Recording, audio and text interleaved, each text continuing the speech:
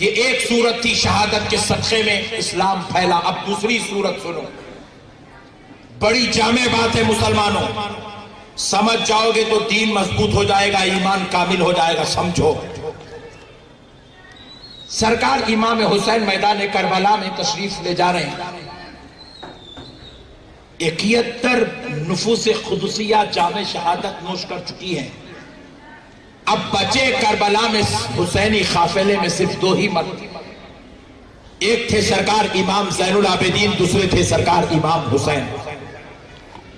سرکار امام زین العابدین اپنے خیمے سے جنگ میں جانے کی تیاری کر کے نکلے. کمر پر مولا امام حسن کا پٹا باندھ کر, سر پر رسول اللہ کا امامہ سجا کر, جسم پر مولا علی المرتضیٰ کا کرتا پہن کر اور تلوار ذوالفقاری لگا کر سرکار امام زین العابدین میدان کربلا میں جنگ کے لیے جب اپنے خیمے سے نکلے, گھوڑے کی طرف آئے. سرکار امام حسین اس سے پہلے تیار ہو کر گھوڑے پر بیٹھے ہوئے. امام حسین نے اپنے جوان بیٹے زین العابدین کو دیکھا کہ وہ میدان جنگ میں جانے کے لیے مکمل تیار ہو کر آئے ہیں. امام حسین نے کہا, بیٹا زین العابدین, تم کربلا کے میدان میں نہیں جاؤ گے, تم جنگ نہیں کرو گے, تم یہیں پر رہو. مورخین لکھتے ہیں امام حسین نے اس لیے امام زین العابدین کو روکا کیونکہ امام زین العابدین کو شدید بخار تھا. میں کہتا ہوں خدا کی قسم مورخین نے سچ لکھا, مگر میرا ایک سوال ہے کہ وہاں بیمار کون نہیں تھا؟ بیماری کی وجہ سے, بخار کی وجہ سے اگر امام زین العابدین کو روکا گیا تو میں پوچھتا ہوں 2.5 دن کا پیاسا حسین کون سا صحت مند تھا؟ وہ بیٹے جو حسین کو عزیز ہو, ان کی جوان اور بچپن کی لاشیں حسین علیہ السلام کے سامنے پڑی ہو, لاشوں کو دیکھنے کے بعد کون سا باپ سلامت رہ سکتا ہے, کون صحت مند رہ سکتا ہے؟ بیمار تو سب تھے, سب پہ پانی, کھانا, گھر, کھڑکی, دروازے بند کیے جا چکے تھے. سب یزیدی لشکر کے ظلم و زیادتی دیکھ دیکھ کر تھک گئے تھے. 1 مہینے سے سفر پر نکلے ہوئے تھے, سب کے سب بیمار تھے. حسین نے کسی کو نہیں روکا, بلکہ جب امام علی اصغر کا جنازہ آیا تو مولا حسین نے سجدے میں گر کے کہا, اے اللہ, اگر میری رضا کے لیے ایک علی اصغر تو کیا میرے مولا شہادت دینا پڑے تو 1000 علی اصغر بھی تیری راہ میں قربان کرنے کو تیار ہو. ایسا جذبہ رکھنے والے حسین نے امام زین العابدین کو روکا کہ بیٹا تم کربلا میں نہیں جاؤ گے, تم جنگ نہیں کرو گے. لوگ کہتے ہیں بخار تھا اس لیے روکا, مگر میں کہتا ہوں بخار بہانہ تھا, حقیقت میں کچھ اور فسانہ تھا. بخار بہانہ تھا. اب مجھے کیوں روکا گیا؟ میرا ایمان سنو دوستو, یہ میری بات ہے. امام حسین نے روکا, بیٹا زین العابدین رک جا, کیونکہ میرا بیٹا علی اکبر بھی شہید ہو گیا, میرا بیٹا علی اصغر بھی شہید ہو گیا. بیٹے اگر تو بھی شہید ہو جائے گا تو پھر خاندان نبوت یہیں پر ختم ہو جائے گا, حسینی نسل, علی کی اولاد یہیں پر ختم ہو جائے گی. میرے بیٹے تو رک جا. امام زین العابدین نے کہا, بابا جان, جب بھائی علی اصغر جامع شہادت نوش کر سکتا ہے, بھائی علی اکبر جامع شہادت نوش کر سکتا ہے, تو پھر بابا جان سید السجاد امام زین العابدین کیوں جامع شہادت نوش نہیں کر سکتا؟ حسین نے جواب دیا, بیٹا سن, میں جو دیکھ رہا ہوں شاید وہ تو نہیں دیکھ رہا. میرے بیٹے, ہم جامع شہادت پیئیں گے نانا کے دین اسلام کو بچانے کے لیے, اور بیٹا تجھے روک رہا ہوں نانا کے دین کو پھیلانے کے لیے. پوچھا بابا میرے رکنے سے دین کیسے پھیلے گا؟ تو امام حسین نے فرمایا بیٹا رک جا، کیونکہ میں دیکھ رہا ہوں اگر تو آج رک جائے گا تو کل تیری نسل سے ایک بیٹا پیدا ہوگا، اس کا نام عطائے رسول ہند الولی خواجہ معین الدین چشتی غریب نواز ہوگا۔ نعرہ تکبیر، نعرہ رسالت، عظمت اہل بیت، عظمت غریب نواز۔ بیٹے تو رک جا، تیری نسل سے ایک بیٹا پیدا ہوگا جس کا نام غریب نواز ہوگا۔ وہ 2-4 کو کلمہ نہیں پڑھائے گا، 25-50 کو کلمہ نہیں پڑھائے گا، 100-200 کو کلمہ نہیں پڑھائے گا۔ میرے بیٹے وہ اس شان کا مالک ہوگا جس گلی سے گزرے گا تو گلیاں کلمہ پڑھ لے گی، راہوں سے گزرے گا تو راہ والے کلمہ پڑھیں گے، علاقوں پہ جائے گا تو علاقے والے کلمہ پڑھیں گے۔ حد تو یہ ہوگی وہ 2-4 25-50 کو نہیں 90 لاکھ لوگوں کو کلمہ پڑھائے گا۔ سرکار غریب نواز امام زین العابدین کی اولاد۔ بیٹے تو رک جا، میں دیکھ رہا ہوں تیری نسل سے ایک بیٹا پیدا ہوگا جس کا نام نظام الدین اولیاء محبوب الہی ہوگا۔ بیٹے تو رک جا، جب یہ نظام الدین آئے گا تو سلسلے چشت کی کمان کو سنبھالے گا، اپنے 1400 خلفاء کو گلی گلی کوچا کوچا پھیلائے گا، تو اورنگ آباد میں بھی اسلام اسی کے خلفاء کے ذریعے سے پھیلایا جائے گا۔ یہ ہے امام حسین کی نظر۔ کہا بیٹا تو رک جا، میں دیکھ رہا ہوں تیری نسل میں ایک بیٹا پیدا ہوگا جس کا نام بندہ نواز ہوگا۔ بیٹے تو رک جا، میں دیکھ رہا ہوں تیری نسل میں ایک بیٹا پیدا ہوگا جس کا نام سرکار سید زین الدین صاحب قبلہ ہوگا۔ گلی گلی، خریا خریا، کوچا کوچا، شہر شہر، علاقہ علاقہ، ملک ملک تیرے بچوں کے ذریعے سے دین پھیلایا جائے گا۔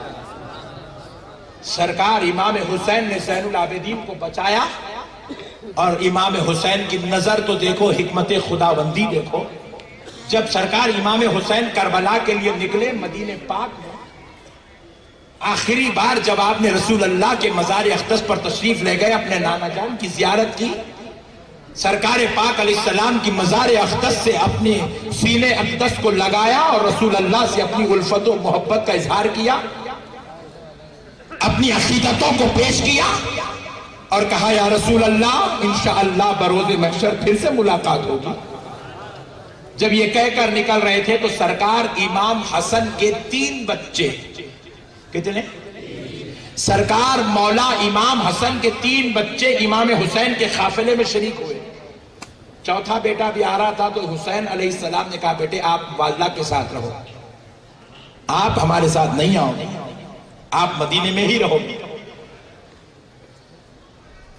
حضرت امام حسین نے اپنے بڑے بھائی مولا امام حسن کے ایک بچے کو مدینے میں رکوا دیا، وہ ان کی والدہ محترمہ کے ساتھ مدینے میں رہے۔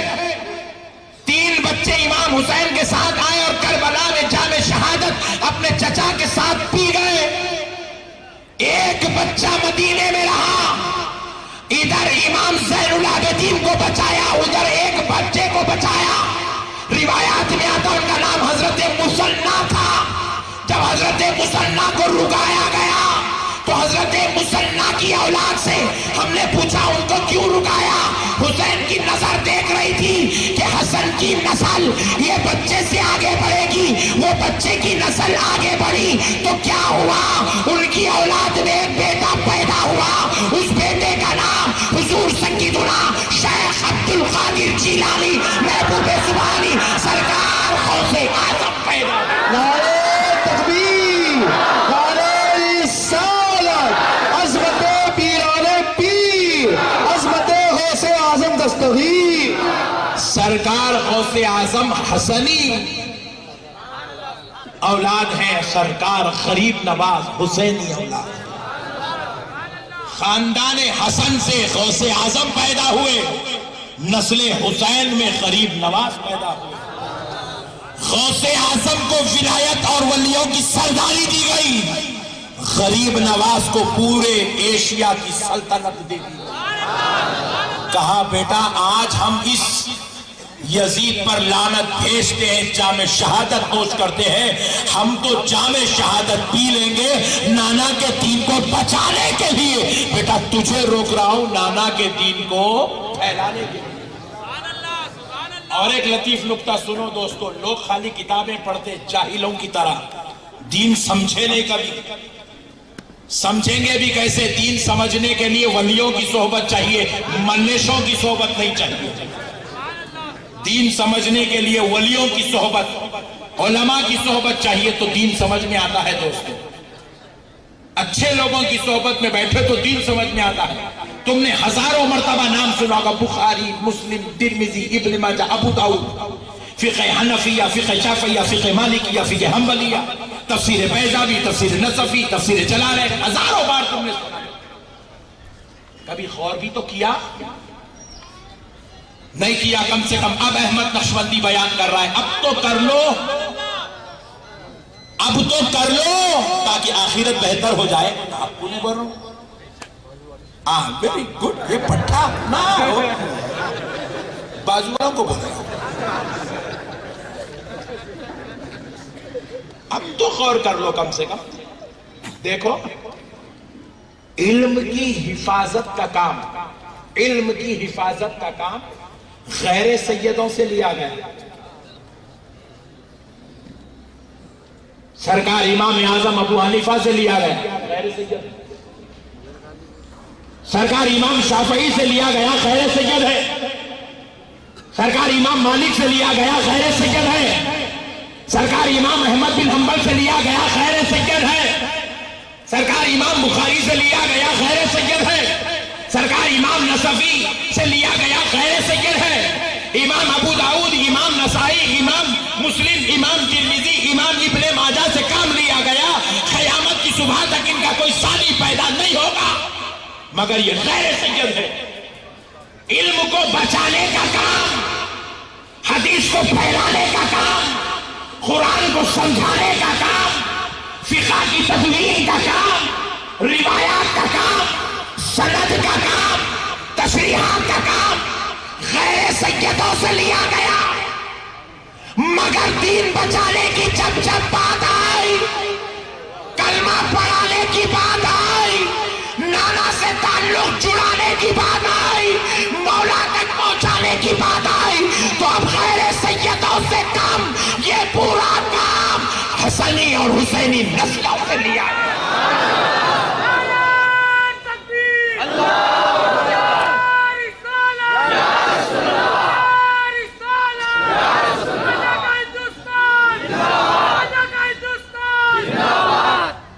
یہ کام کلمہ پڑھانے کا کام، لوگوں کو خدا سے جوڑنے کا کام، خانقاہوں میں بلا بلا کے بٹھا کے دلوں کو صاف کر کے گھنٹوں سے ہٹا کے رکعت سجدوں سے جوڑنے کا کام ولیوں سے لیا گیا، ولیوں سے لیا گیا۔ ہندوستان کی دھرتی پر آج جتنا اسلام ہے، پاکستان بنگلہ دیش پر جتنا اسلام ہے، آج ایشیا کی دھرتی پر جتنا اسلام ہے، قسم رب ذوالجلال کی، مسلمانوں کان کھول کے سن لو، احمد نقشبندی جو کہہ رہا ہے یہ کوئی بچوں کا کھیل نہیں ہے، یہ اسلام کی حقیقت ہے۔ سنو کہ یہ کام نبیوں کے زمانے میں نہیں ہوا، ہندوستانیوں نے کلمہ نبی کو دیکھ کر نہیں پڑھا، ہندوستانیوں نے کلمہ، پاکستانیوں نے کلمہ نبی کو دیکھ کر نہیں پڑھا، بنگلہ دیشیوں نے کلمہ صحابی کو دیکھ کر نہیں پڑھا، افریقہ والوں نے کلمہ کسی صحابی کو دیکھ کر نہیں پڑھا، ارے میرے بھائی انڈونیشیا والوں نے کلمہ رسول اللہ کو دیکھ کر نہیں پڑھا۔ یہاں جو اسلام پھیلا ہے یہ صحابہ کے دور میں نہیں آیا، یہاں جو اسلام آیا ہے یہ نبی کے دور میں نہیں آیا۔ پھر آپ پوچھے حضرت اگر نبی کے دور کے ہم مسلمان نہیں ہیں، اگر صحابہ کے دور کے ہم مسلمان نہیں ہیں تو پھر ہم کب کے مسلمان ہیں؟ تو کان کھول کے سن لو، ہندوستان، پاکستان، بنگلہ دیش اور پوری ایشیا کی دھرتی پر جتنوں نے کلمہ پڑھا سب کے باپ دادا نے غریب نواز کی صحبت میں بیٹھ کے کلمہ پڑھا۔ نعرہ تکبیر، عظمت غریب نواز، عظمت غریب نواز، احسان غریب نواز۔ ہم نے نبی کے دور میں کلمہ نہیں پڑھا، ہم نے غریب نواز کے دور میں کلمہ پڑھا ہے دوستو۔ یہ غریب نواز کون ہے؟ اسی کربلا والے حسین کا صدقہ ہے۔ ہمارا اسلام تو کربلا سے جڑا ہوا میرے بھائی۔ آپ کیسے کربلا کو بھول سکتے ہیں؟ آپ کیسے کربلا کو فراموش کر سکتے ہیں؟ آپ کیسے حسین کو بھول سکتے ہیں، حسین کو چھوڑ سکتے ہیں؟ ان کا صدقہ ہے کہ تم آج ہم مسلمان نظر آ رہے ہیں۔ اور ایک بات کان کھول کے سن لو اے اورنگ آباد والوں، کسی کو یہ بات معلوم ہو یا نہ ہو، تم کو معلوم ہونا ضروری ہے، کیونکہ تم کسی معمولی شہر کے رہنے والے نہیں۔ اورنگ آباد، خلد آباد، دولت آباد کے واسیوں، تم مدینۃ الاولیاء، اولیاء اللہ کے شہر کے رہنے والے ہو۔ یہ جتنے اولیاء تمہارے پاس آرام کر رہے ہیں خلد آباد، دولت آباد اور اورنگ آباد میں، اور جتنے اولیاء آرام کر رہے ہیں پورے ہندوستان میں، ان کی اگر تعداد مقرر کی جائے تو کم و بیش 1,00,000 اولیاء اللہ ہے۔ ہندوستان کی دھرتی سے خدا کی قسم کسی RSS والے کو اتنا پیار نہیں ہو سکتا جتنا احمد نقشبندی کو ہے، کیونکہ خدا کی قسم یہ وہ زمین ہے جس میں غریب نواز آرام کر رہے ہیں، یہ وہ زمین ہے جس میں بندہ نواز آرام کر رہے ہیں۔ ہندوستان کی یہ پاک دھرتی ہے جس میں سرکار نظام الدین اولیاء آرام کر رہے ہیں۔ مسلمان کچھ بھی کر سکتا ہے، مگر ایک سنی درگاہوں کو چاہنے والا، درگاہوں کو چاہنے والا، غریب نواز کا نعرہ لگانے والا، حضرت زنجانی صاحب، زین الدین صاحب کا ماننے والا، خدا کی قسم کبھی ہندوستان کی دھرتی کے ساتھ غداری نہیں کر سکتا۔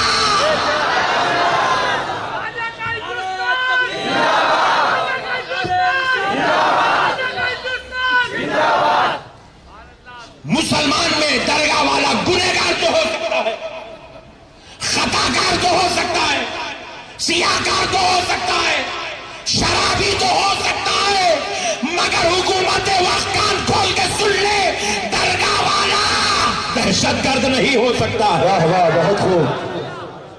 غدار ہندوستان نہیں ہو سکتا ہے۔ آپ پوچھیں کیوں؟ کیونکہ ہمیں اپنے باپ سے زیادہ اس دھرتی ہندوستان سے پیار ہے، کیونکہ اس میں حسین کے بیٹے آرام کر رہے ہیں، اس میں فاطمہ کے لال آرام کر رہے ہیں، اس میں علی کے دلارے آرام کر رہے ہیں، اس میں خاندان نبوت کے چشم و چراغ آرام کر رہے ہیں۔ اس دھرتی کے بعض مقامات پر چپل پہننا بھی مسلمان درگاہ والا اپنے لیے بے ادبی سمجھتا ہے۔ یہ دھرتی ہمیں اتنی عزیز ہے، یہ دھرتی ہمیں اتنی عزیز ہے، اگر اس دھرتی کو بچانے کے لیے حکومت وقت سن لے، اس دھرتی کو اگر کسی ظالم کی گندی نظر لگ جائے، اگر اس ہندوستان کی زمین کو بچانا پڑے، کوئی آئے یا نہ آئے، غریب نواز کے غلام سب سے پہلے آگے آئے، کیونکہ ہم سب کچھ تو برداشت کر سکتے ہیں۔ جس زمین میں اولیاء اللہ آرام کر رہے ہو، اس زمین کے ساتھ غداری برداشت نہیں کر سکتے۔ یہ زمین ہماری جان سے زیادہ عزیز ہے۔ یہ اورنگ آباد کا نام سنتے ہیں تو خدا کی قسم ہمیں مدینے والے مصطفیٰ کا صدقہ یاد آ جاتا ہے۔ معراج میں جو لباس مصطفیٰ نے پہنا تھا، اے اورنگ آباد والوں، تمہاری قسمت پہ قربان جاؤ، چاہتا تو میرا نبی اور میرا رب وہ جبہ کسی اور کو بھی دے سکتا تھا، وہ پاکستان بھی جا سکتا تھا، وہ عربستان بھی جا سکتا تھا، وہ ترکی بھی جا سکتا تھا، وہ ملیشیا بھی جا سکتا تھا، وہ کہیں بھی جبہ مبارکہ، جبہ مصطفیٰ چاہ سکتا تھا، لیکن رب نے کہا کہیں اور نہیں جائے گا۔ یہ تو میں نے اورنگ آباد والوں کی قسمت میں لکھا ہے۔ نعرہ تکبیر، نعرہ رسالت، شان اورنگ آباد، شان اورنگ آباد، مدینہ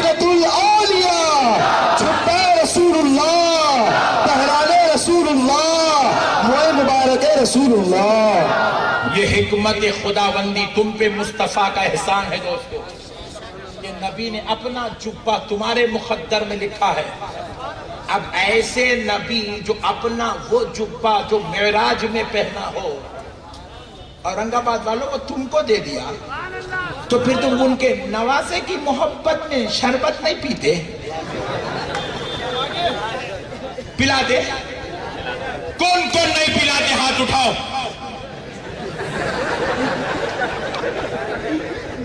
سبحان اللہ. میں سمجھا بازو والا آ گیا ہوں. ٹیسٹنگ تھی. نہیں میرے بھائی, آج بازو والے بھائیوں سے بھی میری ریکویسٹ ہے دوستو, سب کچھ کرو مگر نبی کے ساتھ غداری مت کرو. جس اہل بیت کے صدقے میں دین ملا اس اہل بیت کے ساتھ بے وفائی مت کرو میرے بھائی. ہم کچھ بھی نہیں ہیں, ہم کو کیا معلوم جی. انہوں نے سوب دے کے بولے بابو یہ قرآن ہے. اچھا قرآن ہے, آمنا صدقنا. سوب دے کے بولے بیٹا یہ بخاری ہے. اوہ جی اچھا اللہ اکبر. بیٹا یہ مسلم ہے. لے لیے پڑھ لیے چلتے پھرتے ڈگریاں لے لیے نکل گئے.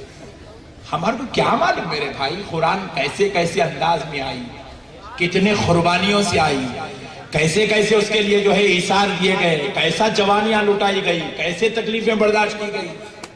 آج ہم لوگ لے کے مائک میں بخاری شریف میں ہے, بخاری شریف میں, بخاری شریف. بابو ناندیڑی بخاری شریف میں, بخاری شریف میں, بخاری شریف میں, ایسا لائٹ لگے بولتا پٹھا. وہ بخاری شریف کی ایک ایک حدیث کے لیے کتنی کتنی قربانیاں دیے.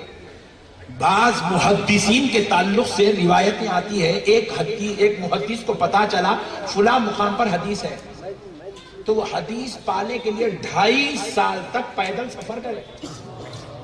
2.5 سال میرے بھائی, صرف ایک حدیث لینے کے لیے 2.5 سال تک پیدل سفر کرے. اور پھر 2.5 سال پیدل چل کے گئے, بعد ہوا کیا معلوم, جس کے پاس حدیث ہے وہ صاحب کا پتہ پوچھتے پوچھتے ان کے گھر کو پہنچے. جب ان کے گھر پہ پہنچے تو انہوں کیا کر رہے ہیں, ان کے گھوڑے ایک ٹوکرے میں گھوڑوں کی غذا ڈال دیے, ڈال کے گھوڑوں کو بتا رہے ہیں. تو گھوڑا کیا کر رہا, وہ چنے کھانے کے واسطے, وہ غذا کھانے کے واسطے آتے جا رہا, انہوں پیچھے ہٹتے جا رہے.